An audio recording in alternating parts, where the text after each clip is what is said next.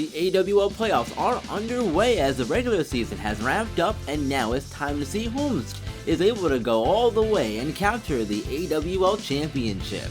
But we've got a long way to go before we get there, as Game 1 of the first round series have completed, and in today's episode, we're going to go over all the action. Starting with Game 1 of the Battlehawks and Monarchs series, as the no-fly zone defense matches up with the Kings and Queens of the Diamond. PBFs starts for the Battlehawks, and the Monarchs counter with Maximilian Dupont. Dupont starts the game facing the speedy Reno Fulton, and he gets him to hit a fly ball to Byron Baxter in center for the first out. The second hitter, Fez Guerrero, smashes the 1-2 way out to left center on a line, and it is gone! What a way to start the playoffs for her, as she gets Battlehawks on the board first in the ball game. Dupont is able to bounce back though, as he gets Adeline Swan to ground down to short for the second out of the inning. Dupont avoids further damage, getting Jay Munoz to ground down to third, so now can the Monarchs respond to the Battlehawks score in their half of the first. Byron Baxter isn't able to get himself on base here, as he begins his day grounding out to Swan at first. Wesley Pennington had a huge 5-home run game earlier in the season, and he and Epps battle in his first at-bat all the way to 3-2, but this pitch catches the inside corner for strike 3, and that gives Epps 1K and brings up Allegra St. Clair with 2 outs. St. Clair hits the 0-1 up the middle, and it squeaks past Iafrancourt at second, so the inning continues for one more batter. It's Isabella Contreras. Epps gets her second strikeout of the inning, as Contreras can't make contact here on the 1-2 pitch inside. That ends the inning, and after one full, Battlehawks lead by 1. Bottom third now, and Calypso Wellington leads off, smoking this full count pitch to first, and off the glove of a diving Swan. She's able to beat out the throw to first as well, so she's on base, but Patricia Rolex pinch runs for her as she pulled her hammy on the play. Maximilian Dupont steps in. Rolex takes off on the first pitch and steals second easily.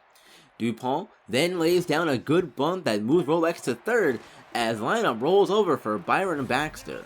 On the 1-2, Epps locks up her 4th K of the game, striking out Baxter as Wesley Pennington comes up with 2 outs.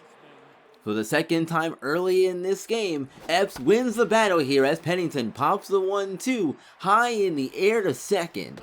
Iafrancourt gets under it and makes the catch to end the inning and strand the tying run for the Monarchs on third. In the bottom of the 4th, Epps continues her great work on the mound. She begins getting her 5th strikeout as Allegra St. Clair can't make contact with the high cheddar. Isabella Contreras barely makes contact on the 2-2. It's another weak ground out for them this game, as it's second out of the inning. Phoebe ends the inning the same way she began it, as she strikes out Clarissa Covington on the inside pitch. She's doing her part for sure to keep the lead at 1. Guess what? She'd have a repeat performance in the bottom of the 5th, starting off the inning with a strikeout of Christopher Ponsonby for K number 7. Then a hard ground out to second from Rufus McCormick for out number 2. Then, if you had an inning-ending strikeout on your bingo card, put a marker there as Patricia Rolex can't climb the ladder to get the ball up in her eyes. That's 8 Ks for Epps, and the Battlehawks continue to frustrate the Monarchs in Game 1. Epps now has 9 strikeouts in the bottom of the 6th, but Wesley Pennington keeps the inning alive as he hits a grounder to short. Former Monarch Barnaby Belleville III can't field it cleanly, so Pennington is on for Allegra St. Clair. The 2-out chance is looking brighter here as St. Clair scorches this grounder past Belleville and into left. Runners on first and second now with Isabella Contreras back up. She's 0 for 2. Here on the 1-0, she lines it out to center. It's dropping, but Munoz is there to snag it before it hits grass, and the inning ends there as Eli O'Brien takes over on the mound for the Monarchs, heading to the 7th. Battlehawks still lead 1-0 in the bottom of the 7th, but that all changes here on this 1-0 swing from Clarissa Covington as she smashes the high pitch out to dead center, and it is gone! One swing of the powerful bat of Covington has this game all tied up again. It's a brand new ball game. Tyreek Talon takes over for Epps after the home run and is in a pinch here, 2 on, 2 outs, but he gets a big bat of Archibald Fitzgerald to hit a weak grounder to first, and the no-fly zone turns the inning-ending double play and keeps this game tied at 1, heading to the 8th. We head top 9, still tied at 1, and Phoebe Kensington walks Reno Fulton to lead off the inning. Fez Guerrero digs in with her biggest at-bat of the game, but the Monarchs make a switch here and go to Willoughby Paxton out of the bullpen. Fulton gets himself in a scoring position, stealing second. Then after fouling off 2 straight pitches, Guerrero can't make contact on this one, and she's set down on strikes for the first out. 3-hitter Alan Swan has the RBI opportunity now. Swan hits the 1-1 weakly to the hole at third, and somehow it has enough gas to get by and into left. Fulton round to St. Clair's throw home is not in time, and Swan gets her team the lead late in the game, 2-1, and they take that same lead into the bottom of the 9th. Monarchs need 1 to tie, 2 to win. Clarissa Covington leads off already with the homer in the game. She's behind in the count 1-2 and goes back to the bench as she's looking silly on the swing for the first out as Talon looks to get the save. Talon goes 2 for 2 on strikeouts as Ponsonby misses the curveball. So that's 2 up, 2 down, then it's all up to Rufus McCormick. McCormick and Talon fight to a 2-2 count, but Talon strikes him out to strike out the side and seal the deal in Game 1 of the series for the Battlehawks as they win 2-1. It was a great performance by the Battlehawks pitchers to lead the way, but the 3 stars are Phoebe Epps, Maximilian Dupont, and Clarissa Covington. Let's go on over to Colonial Plaza where it's Game 1 between the Dragons and our Widows in the other half of the Valiant Conference semifinals. Serena Slider gets a start for our girls, and the Dragons start their rookie ace, Orochi Arakawa. Saki Toriyama leads off for the Dragons, and he hits the 0-2 on the ground the first for the first out as Davenport plays it cleanly. Ota Kamatari's up next. He rips the 0-1 to left on a line, but Crush Gonzalez is there for out number 2. Jacob Fair's the 3-hitter, and he puts the first pitch on the ground to second. De La Cruz makes the play, and the Dragons go down in order 1-2-3, a perfect start for Serena Slider. Yao Ling, as always, is the leadoff hitter for our Widows, and she hits the 1-2 back up the middle and into center. She's on base with a single. Ling moves on the 0-2 to Chloe Nightingale, and she gets this wrong and ends up in a rundown. Kamatari is eventually able to put the tag on, so 1 out. Nightingale then chases the next pitch out of the zone, and that's Arakawa's first playoff strikeout, and the second out as Lilith Nightingale digs in. Lilith hits the 0-1 weakly to second. Irina Hasu retires her, and that's the end of the first for the Widows as neither team gets any momentum. Kaolu Arai is the first strikeout victim of Serena Slider as he chases the 1-2 out of the zone, and the throw to first seals the deal for out number 1 in the second. Irina Hasu's first AB goes well as she jumps all over the first pitch slider and hooks down the left field line fair for extra bases as Hasu gets in a scoring position with a double. Chisei Muto battles to 3-2 with Slider, but can't make contact on the inside fastball. That's 2 strikeouts for Slider as Maki Sanada tries to bring Hasu home from second. Sanada lifts the 1-1 way out to center, and the Colonial Plaza crowd holds their breath. Yao Ling runs it down on the track and makes the catch, so Hasu stranded at second as the Widows faithful breathe a sigh of relief. In the fourth, with the game still scoreless, Serena Slider continues pitching well, getting her 5th K of the night as Kamatari waves at the forkball out of the zone. You need your pitching and defense to step up in the playoffs, and Rose Davenport does that here, snagging a would-be base hit away from Jacob Fair for the second out. Slider says goodbye to Kaolu Arai as he looks at the 3-2 fastball on the corner to end the inning. That gives the ace 6 strikeouts as the game remains scoreless in a pitcher's duel.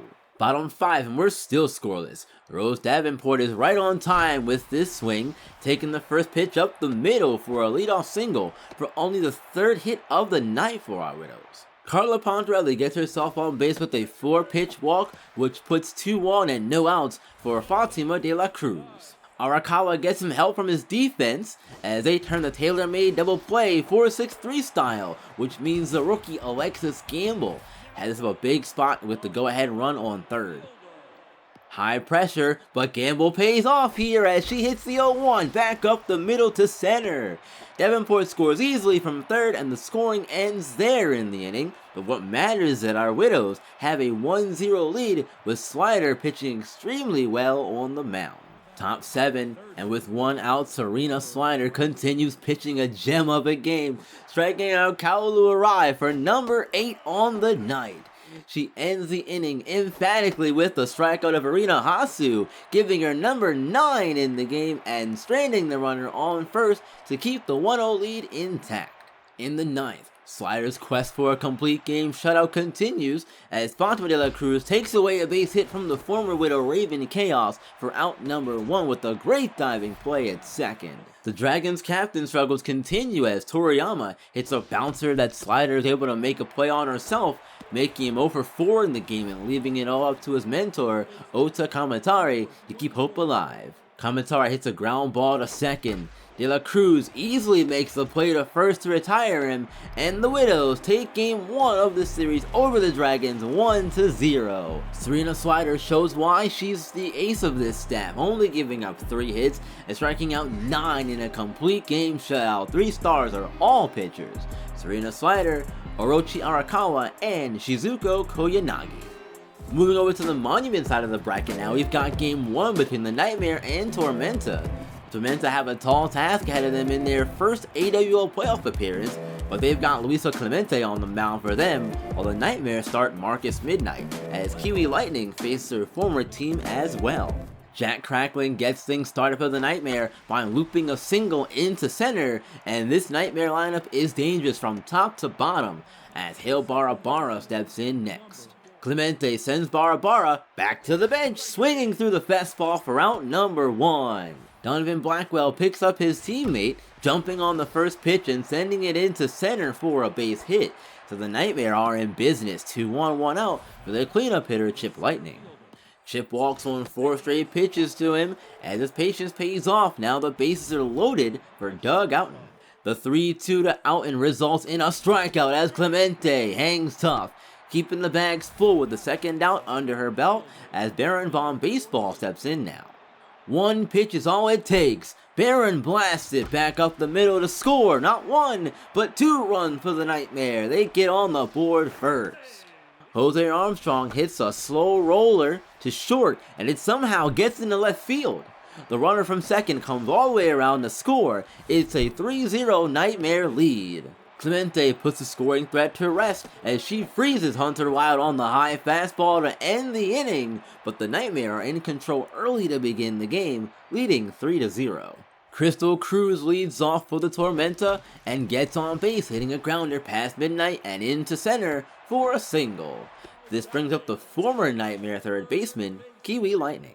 Midnight gets the better of his former teammate this time, getting Kiwi to ground into the 6-4-3 double play. She's not easy to double up, but it brings up Dina Diaz with 2 outs now. The 3-2 slider from Midnight just misses the inside corner, so Diaz gets on with the walk as the power-hitting Jade Chavez steps up. Chavez hits the 0-1 sharply to second, but Barabara makes a fantastic diving play, though the first is in time to end the inning. Clemente is in trouble here in the second, with runners in the corners and Hail Barabara at the plate.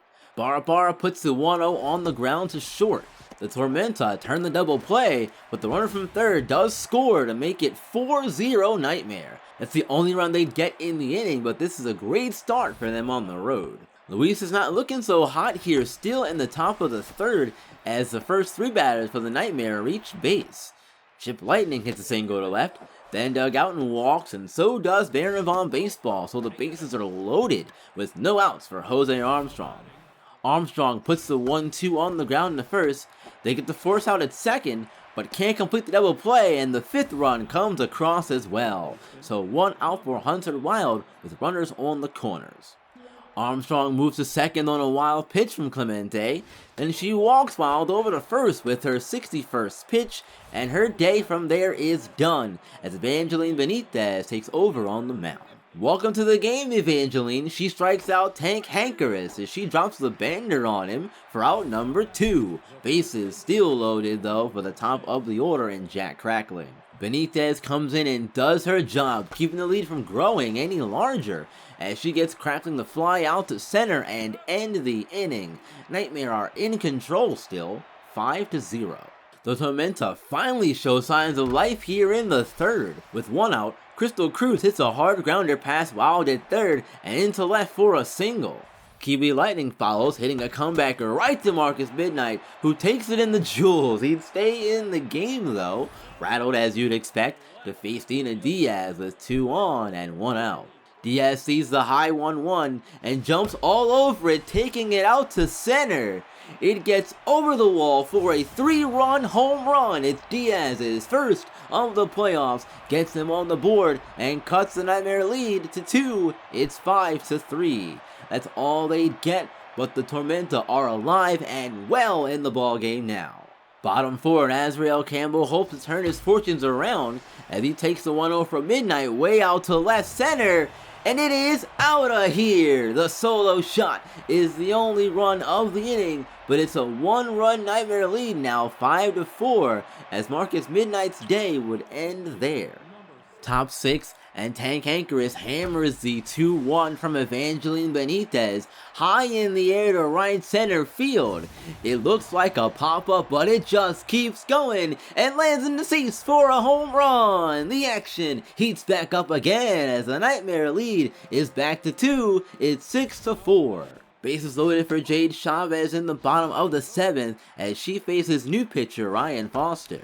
Foster silences the bat of Chavez here as he comes up clutch, forcing it to ground out to second to keep the lead at 2. It's getting late. Do the Tormenta have enough left in the tank?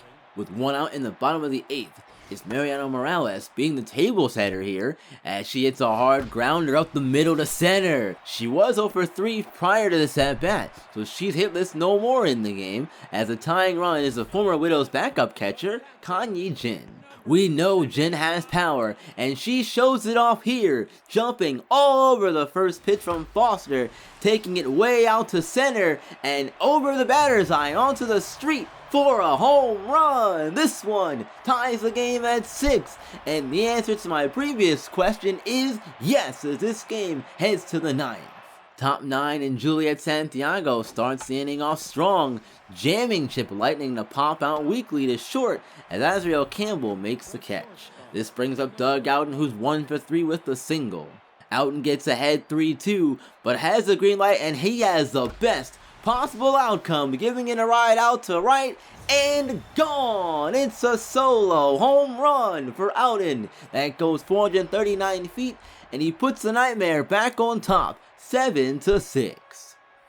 Baron Von Baseball follows, and guess what? He does his best Kanye Jin impression as he blasts this ball out to center.